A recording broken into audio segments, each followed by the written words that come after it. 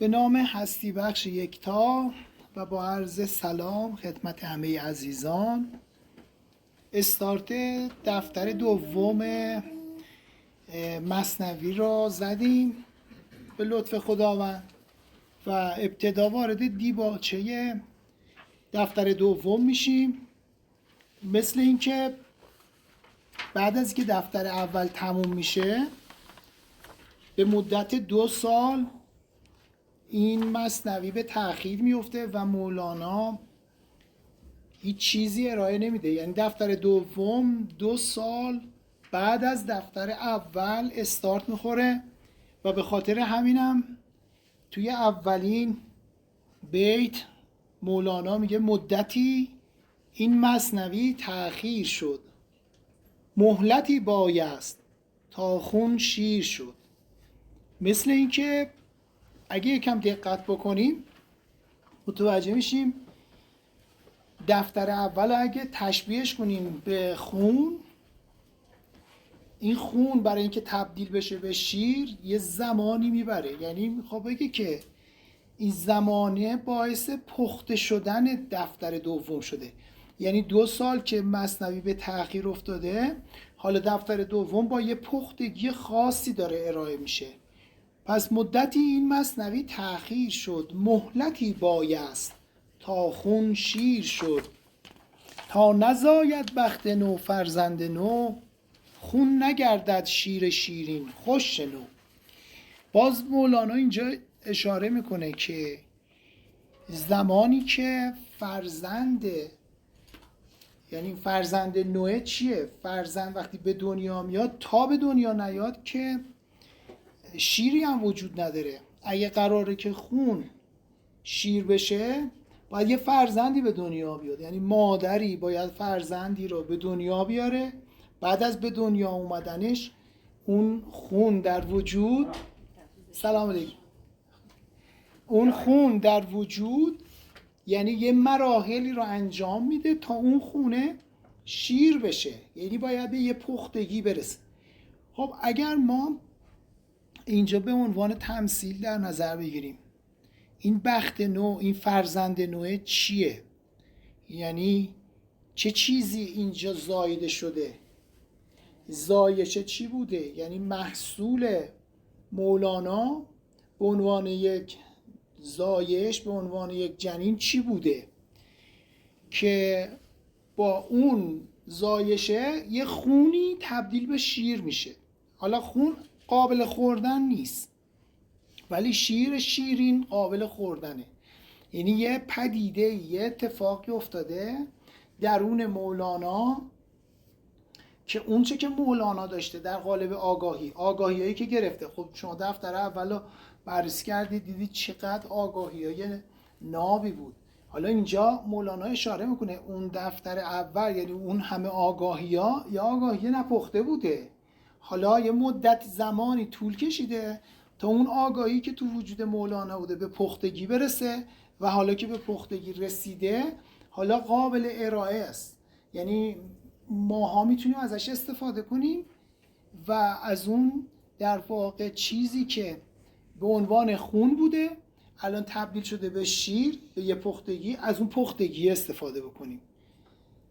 خب پس تا نزاید بخت نو فرزند نو، خون نگردد شیر شیرین خوش نو. چون ضیاء الحق حسام الدین عنان، بازگردانی ز اوج آسمان. چون به معراج حقایق رفته بود، بی بهارش غنچه ها ناگفته بود.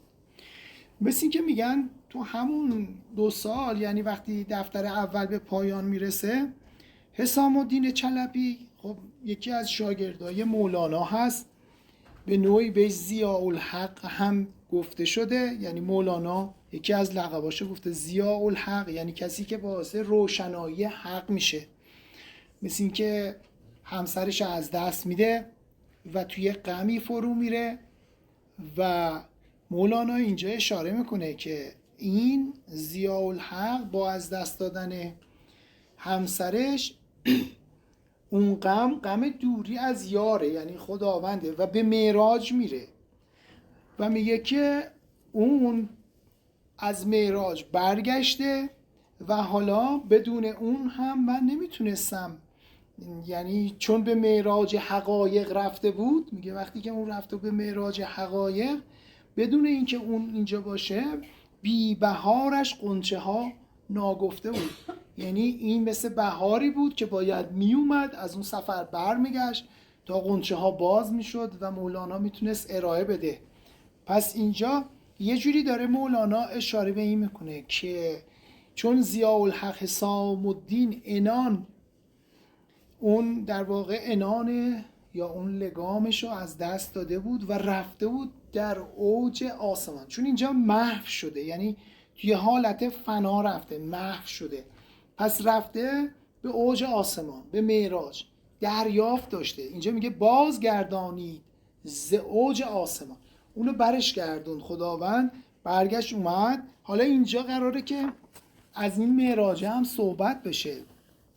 حالا مثال میزنه، چون ز دریا سوی ساحل بازگشت، چنگ شعر مثنوی با ساز گشت.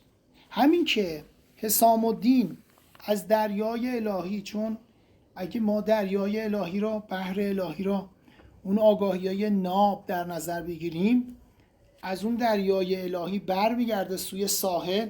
ساحل یعنی به سمت ما انسان ها.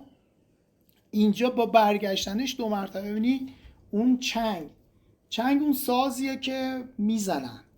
حالا اینجا اومده میگه چنگ شعر مثنوی با ساز گشت، یعنی با برگشتن حسام الدین چلبی این شعر مثنوی دو مرتبه هماهنگ گشت و شروع کرد به گفتن.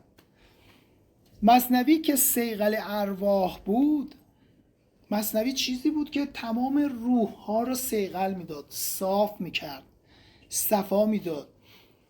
بازگشتش روز استفتاح بود. وقتی که دو مرتبه بازگشت و شروع کرد مثنوی رو در واقع ارائه دادن، اون روزی بود که درهای رحمت الهی باز میشد. یعنی مولانا داره میگه این مثنوی معنوی در حقیقت خودش باعث میشه که روح انسان صیقل پیدا بکنه و روح انسان در حقیقت صاف بشه از اون آلودگی‌ها و درای رحمت الهی روی انسان باز بشه.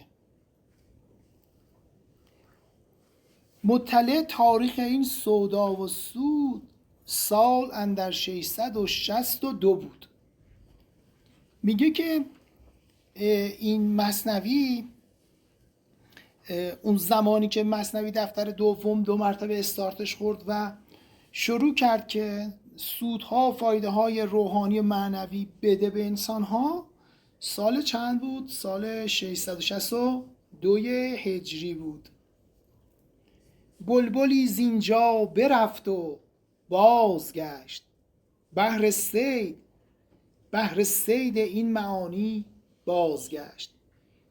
جالبه، میگه مولانا میدونیم مثل یه بلبل خودش رو تصور میکنه، یه بلبل رو در نظر میگیره، میگه یه بلبلی بود که رفت، وقتی که برگشت این بلبل تبدیل شده بود به یه باز شکاری. حالا بلبل تا باز ببینید چقدر تفاوت داره. یعنی اگه مولانا رو تصور کنید که تو دفتر اولش یه بلبل بوده، تو دفتر دومش یه باز شکاریه، یعنی چی برگشته؟ حالا برای چی؟ برای اینکه معانی رو، یعنی بحر صید معانی، یعنی به خاطر اینکه میخواد حقایقی را که دریافت کرده مولانا چیکار کنه؟ اینجا ارائه بده، باز کنه. ساعد شه مسکن این باز باد، تا ابد بر خلق این در باز باد. خب دیدید که این بازهای شکاری می اومدن، حالا اصولا پادشاهان باز شکاری داشتن و این باز شکاری می اومد می نشست و ساعد شاه و این یه نماده. حالا شما ببینید ساعد شاه کیه اینجا؟ خداوند. ساعد شه جایگاهیه که مسکنیه که اون باز میاد روش میشینه. یعنی مولانا خودشو باز شکاری خداوند تصور میکنه که بر دستان خداوند، بر ساعد خداوند نشسته و میگه این تا ابد بر خلق خدا این در بازه و این در رحمته و این داره این رحمت الهی رو از طریق همین ساعد الهی داره چیکار میکنه، به مردم ارائه میده.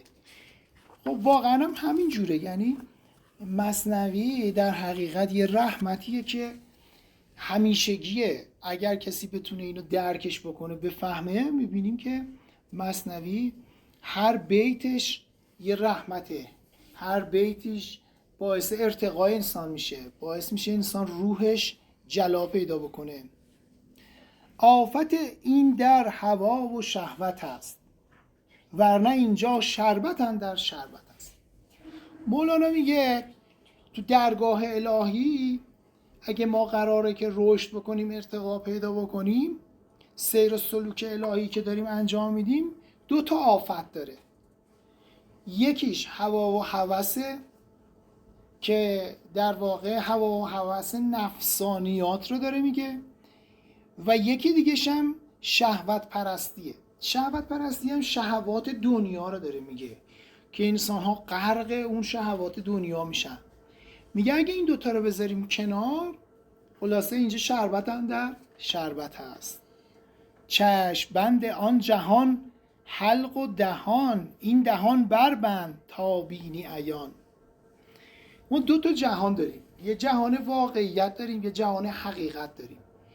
میگه میدونید چه چیزی باعث شده که ما جهان حقیقت رو نبینیم؟ چه چیزی چشم ما رو بسته؟ اون چشم بنده اون جهانه حلق و دهانه. خب این یعنی حلق و دهان انسان ها خودشون میشن چشم بند حقایق. حالا میگه اگه بیای این دهان رو ببندی، این حلق رو ببندی، اون جهانه رو میتونی ببینی.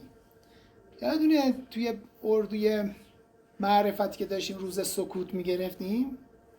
چرا روز سکوت میگرفتیم؟ یکی از دلایلش این بیته. این در حقیقت روز سکوت همینجوری بی هدف نبود، بدون هدف نبود که ما یه روز سکوت میگرفتیم. بعد خیلیا سختشون اذیت میشدن. بعد خب حالا چرا؟ این یه نماده. قرار نیست که ما فقط یه روز سکوت بگیریم و تموم بشه که نه. قراره ما یاد بگیریم که دهانمون و حلقمون رو بدون آگاهی باز نکنیم، یعنی آگاهانه حرف بزنیم، نه اینکه هرچی از دهنمون میاد بیرون بگیم، چون این خودش یه پرده‌ای میشه که نمیذاره ما حقایق رو ببینیم. پس روز سکوته داره ما رو میبره به سمت که ذهن رو به سکوت برسونه. اصلا خودش نوعی اتصاله. یا باز خود مولانا فکر کنم تو دفتر اول بود که اشاره کرد این دهان بستی دهانی باز شد، تا خوراک لقمه های راز شد.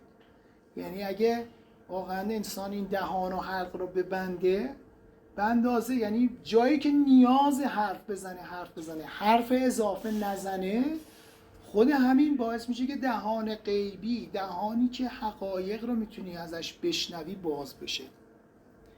ای دهان تو خود دهان دوزخی، وی جهان تو بر مثال برزخی. خب هر دهانی خودش میتونه به نوعی دهانه دوزخ باشه. وقتی که انسان دهنشو باز میکنه و هر چیزی ازش بیرون میاد، خودش میشه چی؟ میشه دهانه دوزخ، یعنی جایگاهیه که از همینجا انسان رو به دوزخ میبره. چه بسا یک کلمه حرف یا یه سری حرفا میتونه یه آتشی برپا بکنه و خود این میشه دوزخ. و این جهان رو میگه و این جهان به مثال برزخه. برزخ چی بود؟ ما توی عرفان کار کردیم. برزخ جایگاهیه که قرار نیست ما توش بمونیم. یه فرصت برزخ، به جلو نگاه کنی و میتونی هم برگردی به عقب. حالا میگه این جهان، این دنیا یه همچین حالتی داره، خودش نوعی برزخه که از یه طرف فرصتیه که ما به جلو نگاه کنیم، خب و از یه طرف دیگه ممکنه ما رو تو خودش نگه داره، مثل کالبدهای ذهنی که میمونن توش و بعد عذاب میکشن. نور باقی پهلوی دنیای دون، شیر صافی پهلوی جوهای خون. خب نور باقی چیه؟ تنها نوری که تو این دنیا باقی میمونه و جاودانه است اون آگاهیه. یعنی وقتی میگیم نور به معنی آگاهیه، پس نور باقی میشه آگاهی. اما وقتی میگیم باقی، چه چیزی باقیه؟ چه چیزی فناپذیره؟ چه چیزی باقی ماندگاره؟ پس وقتی میگیم نور میشه آگاهی. نور باقی آگاهی الهی میشه، یعنی میشه ذات حق. میگه تنها ذاتی که ماندگاره و باقیه، خب همه چی نابود میشه دیگه. کل شیء هالک الا وجهه، همه چی نابود میشه به جز وجه خداوند.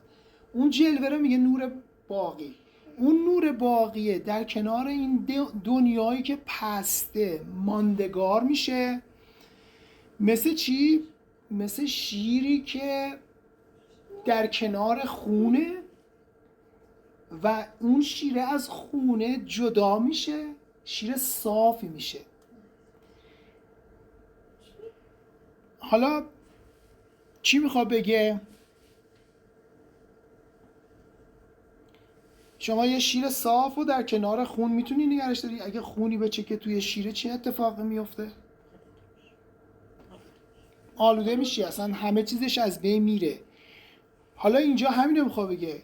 نور باقی یعنی اون نور الهی، آگاهی ناب، یعنی حقیقت، کنار دنیایی که پسته، مثل شیره که کنار خونه.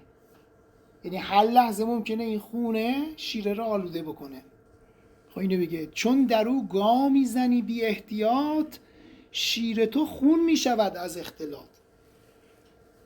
تو این دنیایه میگه دیگه اگه که شیر و خون در واقع یه گامی، یه حرکتی بکنن به سمت هم دیگه، شیر و خونه اختلاط پیدا بکنن، دیگه نمیشه از هم جداشون کنی. حالا میخوام بگه ما تو این دنیا یه وجه خدایی داریم که این وجه خداییه شیر صافه، این دنیای پسته خونه. وقتی یه قدمی میزنی توش، خلاصه تو این دنیای شیره با خونه قاطی میشه. بعد اینو بهش میگن آلودگی. و چرا ما انسان ها آلوده میشیم؟ علت آلودگی اینه، یعنی خون و شیره با هم قاطی میشه. حالا وقتی قاطی بشه جدا کردنش چجوریه؟ آیا امکان پذیره یا نه؟ پس میگه یک قدم زد آدم در ذوق نفس، شد فراق صدر جنت طوق نفس. میگه آدمم اومد از اون ذوقی که داشت، ذوق نفسانی یعنی به علت منهای ضد کمالش، یعنی اون چیزی که وسوسش کرد. آدمم اومد یه چنین کاری کرد، یه قدم زد تو این خلاصه شیر و خونه. بعد چه اتفاقی افتاد؟ از اون بهشته، یعنی بالاترین مقامی که داشت، افتاد پایین. بعد این نفسه طوق گردنش شد، یعنی منهای ضد کمالش شد طوق گردنش، چون همون در واقع خونه و شیره با هم دیگه مخلوط شد و افتاد گردن خودش دیگه.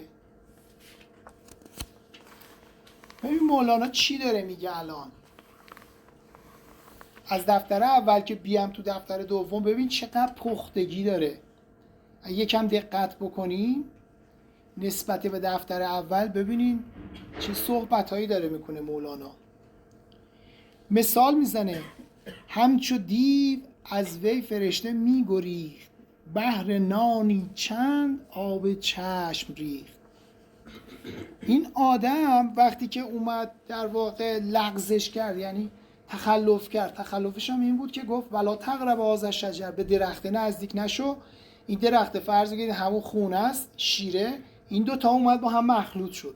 همین که مخلوط شد میگه دیو و فرشته، مثل دیو که از انسان گریخت، فرشته ها هم همه از انسان گریختن، از اون آدمه فرار کردن و این آدمه افتاد توی منجلابی که برای یه لقمه نون چقدر گریه کرد، چقدر آب چشم ریخت، یعنی چقدر غم خورد، ناراحتی کشید تا اینکه به یه لقمه نونی برسه. حالا مثل همین الان تو دنیا، یعنی اینایی که داره میگه تک تک این ابیات شامل حال خودمون میشه همینجا. یعنی یه نفر چه اتفاقی میفته وقتی که خون و شیرش قاطی میشه؟ تمام فرشته ها، تمام قوانین، و یعنی وقتی انسان آلودگی پیدا میکنه به شهوات دنیا، گیر این دنیایی میشه، همه چی ازش فرار میکنه، همه قوانین ازش فرار میکنه. چرا؟ به خاطر یه لقمه نون چقدر باید سختی بکشه، چقدر مشقت بکشه. گرچه یک مو بود گنه کو جسته بود، لیک آن مو در دو دیده رسته بود. میگه شاید این گناهی که آدم کرد خیلی کوچیک بود، به اندازه یه مو گناه کرده بود، اما این موه مثل اینه که یه نفر، یه مو چیزی نیست، اگه این مو اومد توی چشم و از این چشم زد بیرون، وقتی مو رو نگاه میکنی جلوی چشمه مثل یه کوهه. یعنی درسته که گناه خیلی کم بود ولی حقیقتش به اندازه یه کوه بود. پس گرچه یک مو بود گناه کو جسته بود، یعنی اون گناهی که ازش عبور کرده بود به اندازه یه مو، لیک آن مو در دو دیده رسته بود، دو تا دیدهشو کور کرد. دیده ای که حقیقت بین بود، دو تا مو اومد باعث شد که دیگه حقایق را نتونه ببینه. بود آدم دیده نور قدیم، موی در دیده بود کوه عظیم. میگن که به طور کلی آدم مردمک چشم خداست. یعنی خداوند از طریق مردمک چشم میبینه. ما چه جوری میبینیم؟ از چی میبینیم؟ از طریق مردمک چشم. حالا آدم رو به مثابه این که مردمک چشم خداونده و خداوند از دریچه آدم که یعنی من و شما باشیم داره دنیا رو میبینه، هستی رو میبینه. حالا اون مویی که اومده جلوی اون چشمه رو گرفته مثل اینه که یه کوهی جلوی چشمه. پس بود آدم دیده نور قدیم. نور قدیم فقط خداونده. ببینید خداوند قدیمه، غیر خدا هرچی هست بهش میگن حادث. ما یه حادث داریم، یه قدیم داریم. حادث چیزی که به وجود میاد، حادث میشه، اتفاق میفته. قدیم چیزی که بوده، ابدی و ازلیه، یعنی از اول بوده، هست، خواهد بود. اینو بهش میگن قدیم. و نور قدیم میشه چی؟ نور قدیم میشه نور خداوند. پس به نوعی آدم نور خداوند بود، دیده نور خداوند بود، اما این موه در این دیده باعث شد که یه کوه عظیمی بشه، دیگه نتونه ببینه. گر در آن آدم بکردی مشورت، در پشیمانی نگفتی معذرت. یه اگه حضرت آدم تو اون هنگامی که میخواست در حقیقت به اون درخت نزدیک بشه میومد مشورت میکرد، خب اگه مشورت میکرد با خداوند هرگز پشیمون نمیشد و لازم نبود که معذرت خواهی بکنه، توبه بکنه. یعنی باز اینجا داره یه چیزی رو میگه انسان میتونه با دیگران مشورت بکنه، با مشورت هایی که میکنه میتونه جلوی خیلی از پشیمانی ها رو بگیره و اون چیزایی که بعدا میخواد براش معذرت خواهی بکنه دیگه لازم نیست که معذرت خواهی بکنه. اینجا منظور آدم تک تک ما هم میتونه باشه. حالا دلیلش میگه زان که با عقلی چو عقلی جفت شد، مانع بدفعلی و بدگفت شد. اگه یه عقل با یه عقل دیگه با هم دیگه مشورت بکنن، جفت بشن، خود این جلوی اون در واقع فعل بد، گفتار بد، پندار بد را میگیره. نفس با نفس دیگر چون یار شد، عقل جزوی عاطل و بیکار شد. اگه دو تا نفس با هم دیگه متحد بشن، عقل جزوی در حقیقت عاطل و باطل میشه. دوباره اینجا بحث اتحاد رو داره مطرح میکنه مولانا. چون ز تنهایی تو نومیدی شوی، زیر سایه یار خورشیدی شوی. میگه هر موقع که تو تنهایی و خلوت نشینی خودت به یه جایی رسیدی، احساس نومیدی کردی، اگه بری زیر سایه یار حقیقی، زیر سایه یار خداوند دیگه، یعنی وقتی انسان ناامید میشه از تنهایی، از هر چیزی ناامید میشه، اگه پناه ببره به خداوند، وقتی پناه میبری به خداوند، در حقیقت مثل یه خورشیدی میشه که خودت میتونی نور بدی، روشنایی بدی. یعنی اون خورشیده در وجود تو نور میده، امید میده وقتی به خدا پناه میبری. چون اینجا خورشید نماد حقیقت، نماد خداونده. رو بجو یار خدایی را تو زود، چون چنان کردی خدا یار تو بود. حالا از یه زاویه دیگه اگه بخوام به این نگاه کنیم، میگه وقتی که تو احساس تنهایی و نومیدی کردی، یه کسی رو پیدا بکن، یه یاری رو پیدا کن که اون یار حقیقت جو باشه، سالک راه باشه، پیر باشه، پیر طریقت باشه. اگه تو بری زیر سایه اون پیر قرار بگیری، از اون برکات میتونی برخوردار باشی. و توی بیت بعدی همینو میگه رو بجو یار خدایی را تو زود، یعنی برو اون پیر طریقت، اون یاری که تو رو به خداوند نزدیک میکنه، اونو برو خیلی هرچه سریعتر برو پیدا کن. و اگه چنین کردی، چون چنان کردی، اگه یه چنین یاری رو پیدا کردی، خدا یار تو بود. اونجاست که اون یار خدایی باعث میشه که خدا هم یار تو بشه. آنکه بر خلوت نظر بردوخته است، آخر آن را هم ز یار آموخته است. خب یه کسی که در واقع در خلوت خودش نظری، یعنی اومده در خلوت خودش نظری بردوخته یا توی خلوت خودش قرار گرفته، این خلوت را از یار حقیقی یاد گرفته. شاید به نظر میرسه اینجا یه اشاره داره به این میکنه که هر کسی میتونه با خودش توی خلوتی قرار بگیره و شاید میتونه یه ارتباطی برقرار بکنه. خب میگه خود همینم باز کی یادمون داده؟ همین خلوت هم خود یار، خود خداوند یادمون داده. یا اگه اینجا ما بخوایم بحث نظر و نظربازی رو مطرح بکنیم، اگه بگیم این نظر منظورش اون نظره، یعنی آن که بر خلوت نظر بردوخته است، یعنی ما اینجا نظر و نظربازی رو بخوایم راجبش صحبت بکنیم، این نظر و نظربازی ما از کی یاد گرفتیم؟ از خود خداوند. یعنی خودش اومده از چه طریقی؟ از طریق یه پیری. حالا تو بیت‌های قبلی میگه اگه تو ناامیدی، غافلی، نمیتونم دوچار مشکل شدی، برو یاری رو پیدا بکن که دنبال حقیقت باشه. بعد این مثل اینه که خود خدا رو پیدا کردی.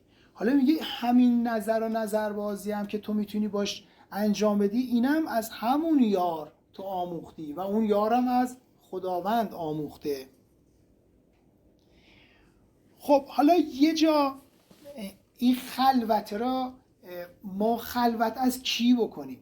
خلوت از خدا بکنیم یا خلوت از غیر خدا بکنیم؟ حالا اینو میخواد بگه خلوت از اغیار باید، نیز یار پوستین بهر دی آمد نی بهار. یا اگه قرار انسان بره خلوت بکنه و در واقع خلوت نشینی بکنه، این خلوت نشینی از غیر خداست. یعنی میخوام بگم آقا غیر خدا رو بذار کنار. اگه میخوای خلوتی بکنی این خلوتت با خدا باشه. خب چرا؟ چون میگه پوستین، اون پالتو پوستین رو توی زمستون میپوشن یا توی بهار. پس پوستین بهر دی آمد نی بهار. خب اگه قراره خلوت، به نظر من اینجا اتصاله. یعنی اونجایی که ما میتونیم توی یه اتصالی قرار بگیریم و از اون اتصاله لذت ببریم. خب این خلوت از کی؟ خلوت از غیر خدا. غیر خدا رو بذاریم کنار تا اون در واقع وصل بشیم. عقل با عقل دیگر دوتا شود، نور افزون گشت و ره پیدا شود. خب وقتی توی خلوت میریم در واقع عقل جزئی با عقل کلی ارتباطش برقرار بشه. حالا اینو میخوام بگه که دو تا عقل، یعنی وقتی که یه عقل با یه عقل دیگه میشه دو تا عقل، نورش افزون میشه. اگه عقل جزئی با عقل کلی ارتباط برقرار کنه نورش چقدر میشه؟ نفس با نفس دیگر خندان شود، ظلمت افزون گشت ره پنهان شود. خب حالا دو تا نماد عقله که اینجا داره میگه. وقتی میگه عقل با عقل، در حقیقت اینجا به نظر میرسه منهای کمالگرا رو میگه. یعنی اونایی که اون کسی که دنبال یه یاریه که یارش هم دنبال حقیقته، این دوتا وقتی با هم جفت میشن نور افزون میشه. ولی وقتی میاد از نفس صحبت میکنه، نفس نماد منهای ضد کماله. میگه نفس با نفس دیگر خندان شود. وقتی با هم دیگه خندان میشن، جفت میشن، ظلمت افزون گشت. ظلمت یعنی جهل و تاریکی و ناآگاهی افزون میشه. وقتی که ظلمت بیشتر میشه، تاریکی بیشتر میشه، راهی که میخوای پیدا کنی هم پنهان میشه. توی ظلمت، توی تاریکی راه ها نمیشه پیدا کرد.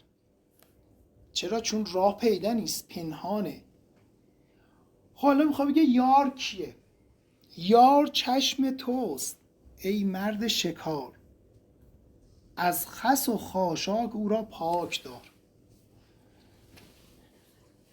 یار، اگه برگردیم به ابیات قبلی، گفت که دنبال یه یاری باش، دنبال یه پیری باش، پیر طریقت باش. بعد میگه این پیر طریقته، اون یاره مثل چشم توه. حالا یه مرد شکاری در نظر بگیرین. مرد شکاری اگه چشم نداشته باشه چجوری میخواد شکار کنه؟ خب حالا میگه اون پیری که تو انتخاب میکنی که راه و مسیر رو باش بری، اون مثل چشم توه. پس مواظب باش خس و خاشاک تو چشم نره. یعنی هوای پیرتو داشته باش. مثل استاد که ما باید هواشو باید میداشتیم دیگه. یعنی توی یه مراحلی باید با تمام وجود ازش دفاع میکردیم، کمک میکردیم، هر کاری که میتونستیم باید میکردیم. این به جاروب زبان گردی مکن، چشم را از خس رهاوردی مکن. حالا خیلی جالب اینجا میاد، میگه میدونی اون در واقع گردی که ایجاد میشه و میره توی چشم یار تو، یا میتونه خس و خاشاکی بشه که چشم را آسیبش بزنه، این همین جاروی زبانه. همین زبان انسانه که میتونه انسان با زبانش چیکار کنه؟ یه گردی بکنه، یه خس و خاشاکی ایجاد بکنه و همین رو بکنه تو چشم اون یار. پس هین به جاروب زبان گردی مکن، چشم را از خس رهاوردی مکن. چون که مومن آینه مومن بود، روی او ز آلودگی ایمن بود. میگه ببین هر مومنی در حقیقت، این یه حدیث خیلی هم معروفه، هر مومنی آینه مومن دیگه است. و در حقیقت یعنی ما میتونیم هر کدوممون آینه‌ای باشیم که این آینه زشتی‌های اون فرد مقابل را نشون بده، زیبایی‌هاش نشون بده. آینه کارش اینه. مومن میشه آینه مومن. پس حالا اگه قراره که اون آینه بیاد و زیبایی‌ها یا زشتی‌ها رو نشون بده، نباید این آینه رو چیکار کنیم؟ آلودش بکنیم. اگه اون آینه رو آلودش کردیم، آینه دیگه چیزی به ما نشون نمیده. پس با هم مواظب باشیم روی او زالودگی ایمن بود. پس یار آینه است جان را در حزن، در رخ آینه جان دم مزن. خب حالا اگه فرض بگیریم یار همون پیر طریقت آینه است، آینه‌ای که قرار زشتی های ما رو بهمون نشون بده و ما بتونیم از اون آینه استفاده کنیم برای اینکه خودمون رو اصلاح بکنیم، میگه پس مواظب باش توی این آینه دم نزنی. یعنی همون گفت به جارو به زبان گردی نکن، حالا اینجا دوباره میگه دم نزن. توی آینه وقتی میری هو میکنی دم میزنی چطور میشه؟ تیره میشه. وقتی تیره شد دیگه زشتی های تو رو نشونت نمیده، چیزی به تو نشون میده. پس یار آینه است جان را در حزن، در رخ آینه جان دم مزن. تا نپوشد روی خود را از دمت، دم فرو خوردن بباید هر دمت. میگه پس مواظب باش که اون آینه رو دم نزنی توش. اون دمی که میزنی توش باعث میشه اون آینه کدر بشه. پس تو مواظب باش اگه قراره با این زبان حرفی بزنی که آزار بدی، اذیت بکنی، آسیب بهش بزنی، این دمتو بخور. یعنی زبانتو، یعنی اون کلامتو، اون حرف که میخوای بزنی نزن. دم فرو خوردن به باید هر دمت. هر دمی که میخوای بزنی این دمو 2 مرتبه فرو ببر و بخورش. کم ز خاکی چون که خاکی یار یافت، از بهاری 100,000 انوار یافت. میگه آیا ماها از خاک کمتریم؟ خاک وقتی یه یاری پیدا میکنه، یه دانه‌ای پیدا میکنه، یارش میشه، این دانه رو چیکارش میکنه؟ صدها رنگ بهش میده، رشدش میده، شکوفاش میکنه. یعنی ببین میگه آیا شما کمتر از یه خاکید؟ وقتی که یه یاری پیدا کردی میتونی یه چنین کاری بکنی. آن درختی کو شود با یار جفت، از هوای خوش ز سر تا پا شکفت. خب یه درخت، اون درخته با خاک جفت شد.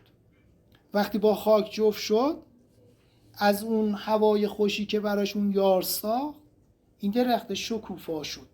یعنی این درخت ما این دیگه، یعنی ما اومدیم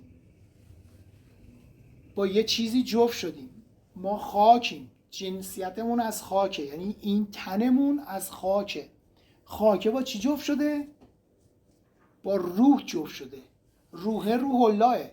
حالا میگه وقتی تو این در واقع این خاکه با روح الله جفت شده، هم دم شده، میتونی شکوفا بشی، میتونی به اوج بری، به معراج بری.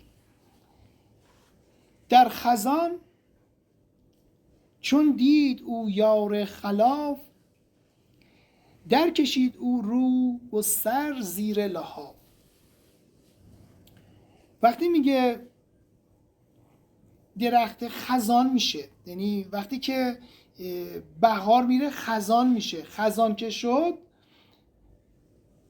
اون درخت میبینه که بهار نیست، چون بهار یار درخته، خزان خلاف بهاره، یعنی یاری نیست، بلکه میخواد اون رو خشکش بکنه. پس این درخت هم سر در میکشه و میره زیر لحاف، یعنی دیگه شکوفایی نداره. گفت یار بد بلا آشفتن است، چون که او آمد طریقم خفتن است.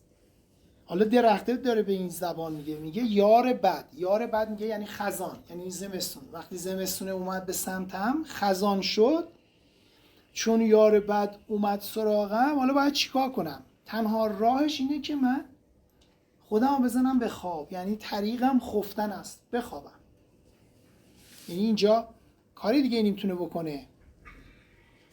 چون بخسبم باشم از اصحاب کهف. حالا اینجا میگه چرا بخسبم؟ بعد بازش میکنه مولانا. اگه من اونجا در واقع اون درخت میخسبه یا اون اصحاب کهف میرن توی غار میخسبن، دلیلش چیه؟ پس بخسبم باشم از اصحاب کهف، بز دقیانوس آن محبوس لحو. اینجا میاد به این اشاره میکنه، میگه که اصحاب کهف اگه بیدار میبودن و میخواستن بیدار باشن باید زیر بار ستم اون دقیانوس میرفتن، نمیتونستن هم کاری بکنن، پس تصمیم گرفتن بخوابن تا اینکه بیدار باشن. یعنی اینجا میخواد بگه خواب میتونه بعضی وقتا از بیداری بهتر باشه. یعنی مثل این درخته، چقدر قشنگ مثال میزنه، میگه درخته گفت وقتی دشمن میاد و من در برابر این دشمن هیچ کاری نمیتونم بکنم، تنها راهم اینه که خفتنه. حالا اگه خفتم یا خسبیدم میشم اصحاب کهف، یعنی حداقل به اون دشمن خدمت نمیکنم. اینو بگه پس من به دشمنم خدمت نمیکنم، این خواب من بهتر از اون بیداریه که من به دشمن خدمت بکنم. یغزشان مصروف دقیانوس بود، خوابشان سرمایه ناموس بود. بعد اینو میگه اونا در واقع یغزه یعنی خوابشون، خواب اونا بهتر از این بود که بیدار باشن. چرا؟ چون وقتی خوابیدن این یه سرمایه‌ای شد برای اینکه حرمتشون و آبروشون رو نگه دارن. در غیر این صورت اگه بیدار بودن باید در خدمت اون دقیانوس قرار می گرفتن. پس خواب بیداری است چون با دانش است، وای بیداری که با نادان نشست. حالا اینجا این شابه تا خود خواب بیداریه، اما کدوم خواب؟ مثال زد، اصحاب کهف رو مثال زد، میگه خواب اصحاب کهف خودش نوعی بیداری بود. میدونی چرا؟ چون با دانش بود، با آگاهی بود. یعنی اگه انسان با آگاهی بخوابه همون خواب بیداریه. وای بیداری که با نادان نشست. حالا خیلی از اینا که بیدارن بیداریشون بهتره یا خوابشون؟ اونایی که بیدارند و با نادان و با ظالم همسازن و دارن ظلم میکنن. خب اگه باز دو مرتبه برگردیم تو بحث عرفان، میتونیم اینجوری بگیم که استاد میگه فکر نمی کنی که وقتی خوابی بیداری، وقتی بیداری خوابی. یعنی چی؟ یعنی بیداری، یعنی خواب خودش یه دنیاست، چون انسان وقتی میخوابه از واقعیت جدا میشه، به حقیقت نزدیک میشه. خب پس ما میتونیم اینجا که مولانا داره این بیت میگه، این به نظرم خیلی مهمه. این بیت میگه خوابی که با آگاهیه. ما توی عرفان یه حلقه‌ای داریم که میتونیم خواب رو برنامه ریزی کنیم. خواب رو برنامه ریزی کنیم یعنی خواب با آگاهی داشته باشیم. اگه وارد اون خواب بشیم با آگاهی و برنامه ریزی بکنیم، اون مثل بیداریه. و ببین چقدر قشنگ مولانا اینو فهمیده. 700 سال پیش چی گفته؟ خواب بیداری است چون با دانش است، وای بیداری که با نادان نشست. چون که زاغان خیمه بر بهمن زدن، بلبلان پنهان شدند و تن زدن. بهمن زمستونه، زمستون زاغا میون و این زاغ ها چون سیاه هم هستن وقتی میون همشون با هم مثل این که یه خیمه ای میزنن. خب میگه وقتی اونو میون یه خیمه ای میزنن، بلبلان چیکار میکنن؟ پنهان میشن. چرا؟ اگه پنهان نشن که زاغ ها تکه تکشون میکنن. پس بلبلان پنهان شدند و تن زدن. حالا این نماد چیه؟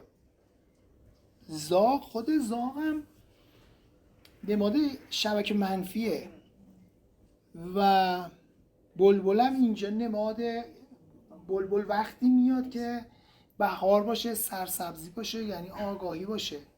خب حالا اگه ما برگردیم بیت بالایی، یعنی بیدارهایی که الان اینجا نماد زاغ ها هستن، کلاغ ها هستن، درسته؟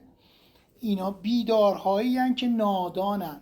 حالا اگه بلبل بخواد با این بیدارها، بلبل بخواد با اینا بشینه چی؟ میخورنش، از بینش میبرن. بس بهتره این بلبله الان بره بخوابه، تو خواب باشه.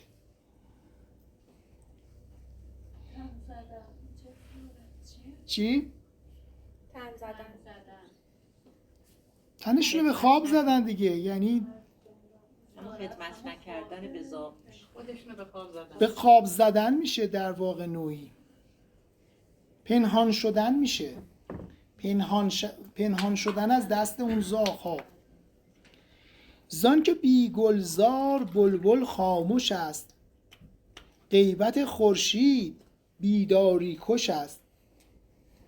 اگه گلزار گلستان نباشه دا بلبلا هیچ کدوماشون نمیخونن، به صدا در نمیان. حالا میگه زمستون شده، خزانه، پس بهتره که بلبل خاموش بشه.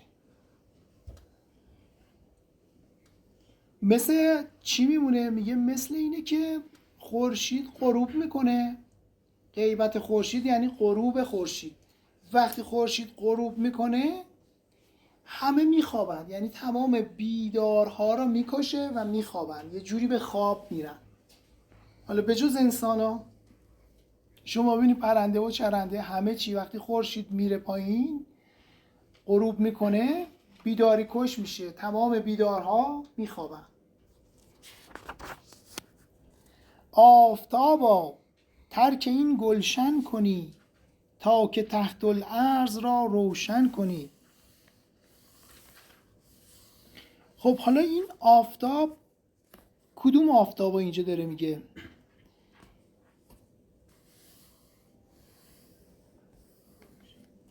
اگه که این آفتابی که غروب میکنه در واقع این گلشن رو ترک بکنه، یعنی این طرف زمین که تاریک میشه به نوعی ترک کردن اون آفتابه، میره یه دوری میزنه و وقتی دور زد تو دور زدنش میبینی هر جایی از زمین رو داره روشن میکنه و میاد جلو. حالا اینجا اینو میخواد بگه که این آفتاب به نوعی میشه اون پیر، اون انسانی که تو سیر و سلوک الهی پیره.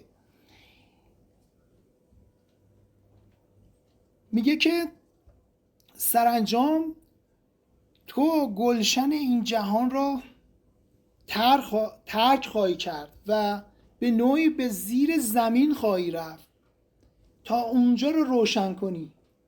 یعنی اگه ما آفتاب خودمون رو بخوایم در نظر بگیریم، آفتابی که اینجا هست اینجا رو ترک میکنه میره زیر زمین، اینجا رو روشن میکنه. اما این منظورش یه چیز دیگه است. این میتونه آفتاب همون پیر طریقت باشه که اگه اینجا رو ترک بکنه میره یه جای دیگه رو روشن میکنه. آفتاب معرفت را نقل نیست. حالا اینجا خودش اومد بازش کرد، یعنی میگه ما راجع به این آفتاب صحبت کردیم ولی الان میخوایم راجع به آفتاب معرفت بگیم. آفتاب معرفت را نقل نیست، مشرق او غیر جان و عقل نیست. خب آیا آفتاب معرفت غروبی میکنه؟ یعنی آیا امکان داره که معرفت غروب کنه؟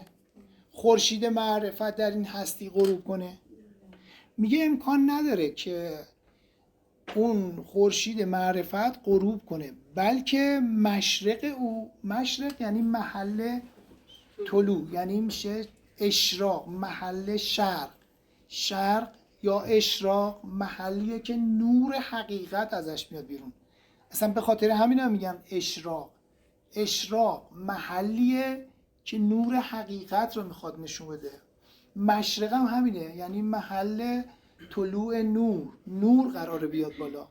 پس میگه مشرق او یعنی محل اشراقش، محل نورافشانی کردن اون به جز جان و عقل نیست.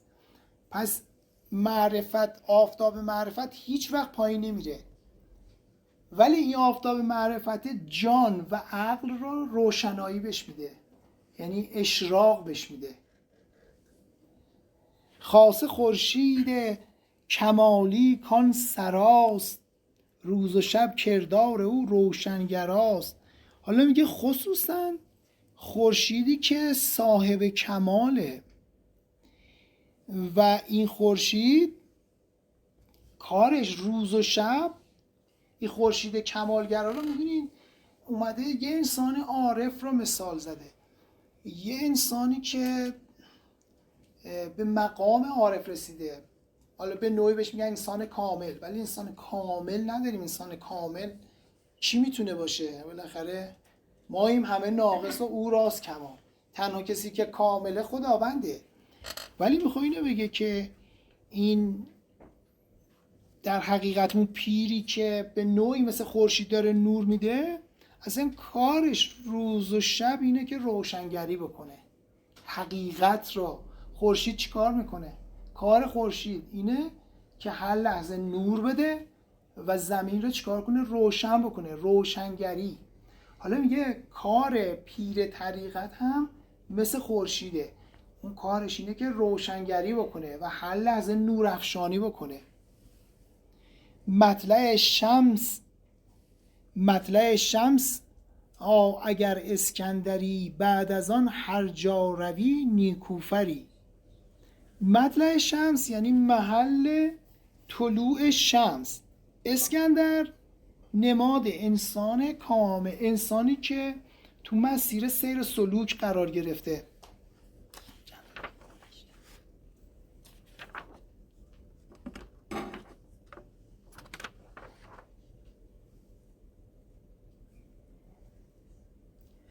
خب ببینید اسکندر معنی داره. اسکندر یعنی کسیه که به دنبال کماله، کسیه که عارفه.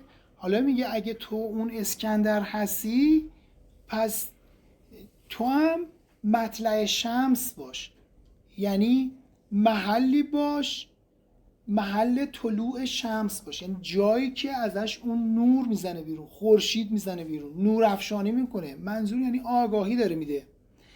بعد از آن هر جا روی نیکوفری، یعنی وقتی شدی خورشید هر کجا که بری نور داری میدی.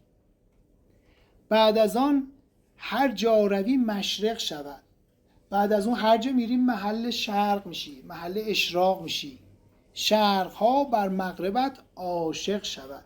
تمام اون در واقع شرق ها، یعنی اونایی که به دنبال نورن، حتی برای مغرب تو هم عاشق میشن، عاشق اون مغربت میشن.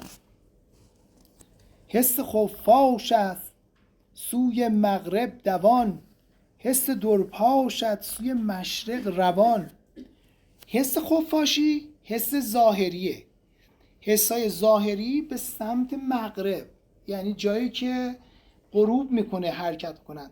حس درپاش حسای باطنیه. یعنی مولانا معتقده که ما دو نوع حس داریم، حسای ظاهری، حسای باطنی. حسای ظاهری انسان رو به سمت مغرب میبره، یعنی غروب کردن. حسای باطنی انسان رو به سمت مشرق میبره، یعنی اشراق، یعنی نور گرفتن. راه حس راه خران است ای سوار، ای خران را تو مزاحم شرم دار. مولانا اینجا داره به این اشاره میکنه، میگه ببین این احساسی که مثلا اون حس پنجگانه‌ای که ما داریم حیوانات هم دارن، آیا اونا میتونن با این حسا به کمال برسن؟ میگه راه حس راه خرانه، یعنی خرم حس داره. خر منظورش اونایی که نمیفهمن، یعنی نماد نفهمیدنه. پس اون کسی که میخواد از راه حس خفاشی که اون 5 تا حس میگه، میخواد از اون طریق بره به اون کماله برسه، درک بکنه، اون اشتباه داره میره. اون راه خرانه.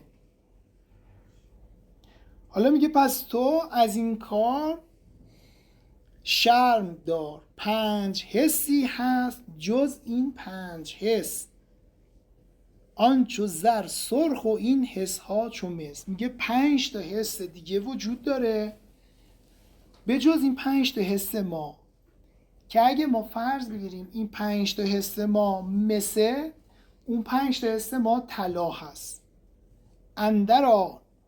اندر آن بازار کیشان ماهرند، حس مس را چون حس زر کی خرند. حالا میگه توی بازاری اگه رفتی که اونا خیلی ماهرن، طلا رو میشناسن، مس رو میشناسن، حسی که حس مسی باشه کسی زیر بارش نمیره، حسی که حس طلایی باشه اونا خریدارشن. حس طلایی چیه؟ حسایی که انسان میتونه ارتباط برقرار کنه، یعنی درک باش بکنه، چیزی رو بفهمه. حس ابدان قوت ظلمت میخورد، حس جان از آفتابی میچرد. حالا حس ابدان حسای جسمانی رو میگه حسای جسمانی در واقع اون قوت ظلمت رو میخورن و حس جان داره از یه آفتاب حقیقت میچره. پس ما دو نوع حس داریم، حسی که حس ظاهریه، قوت و قوتش از ظلمت تغذیه میشه، حسای باطنی که این حسای باطنی دارن از آفتاب حقیقت استفاده میکنند و میچرن. ای ببرده رخت حس ها سوی غیب، دست چون موسی برون آورز جیب. حالا میگه کسی که در حقیقت انسانیه که رسیده به مقامات معنوی و دسترسی به حسای غیبی پیدا کرده، بیا مثل حضرت موسی که دستشو کرد تو گریبانش و در آورد و اون درخشنده شد و شروع کرد نورافشانی بکنه، تو هم بیا این حس رو چیکار کن، در بیار و نورافشانی کن. ای صفاتت آفتاب معرفت و آفتاب چرخ بنده یک صفت. ای حالا اینجا به نوعی به خداوند داره اشاره میکنه تو این قسمت. ای کسی که صفات تو، صفتهای خداوند مثل آفتابیه، مثل خورشیدیه که نور افشانی میکنه، اما این خورشید معرفته و هر لحظه داره نور و معرفت رو تزریق میکنه. و این خورشید ما، آفتاب ما، در حقیقت توی اون در برابر اون خورشید حقیقت یه ذره‌ایه. یعنی خورشید ما چه جوری نور میده؟ و آفتاب چرخ بند یک صفت. این آفتاب این چرخه یکی از صفتهای خداونده، یعنی یه ذره‌ایه در برابر اون. گاه خورشید و گهی دریا شوی، گاه کوه قاف و گه عنقا شوی. تو نه این باشی نه آن در ذات خیش، ای فزون از وهم ها و از پیش پیش. حالا اینجا راجع به خداوند داره میگه، خداوندی که بی نهایت اسما و صفت داره، که راجع به صفتاش میگه یکی از صفتاش آفتاب معرفته. گاهی خورشید میشی، نور افشانی میکنی، از نور وجودی دیگران استفاده میکنن. گاهی دریا میشی، از اون دریای تو استفاده میکنن. گاهی کوه قاف میشی، گاهی عنقا میشی. عنقا میشه سیمرغ، یعنی یه پرنده‌ای که در حقیقت به زبان ما میشه سیمرغ. ولی میگه تو نه اینی نه اونی، در ذات خودت خدایا خیلی فراتر از همه این چیزایی. یعنی میخواد در رابطه با خداوند اینو بگه که ما در رابطه با خدا هر چیزی که بخوایم فکر بکنیم اشتباهه. خب آنچه اندیشی پذیرای فناست، آنچه در اندیشه ناید آن خداست. میخواد بگه نه اینی نه اون، تو در ذات خودت تکی.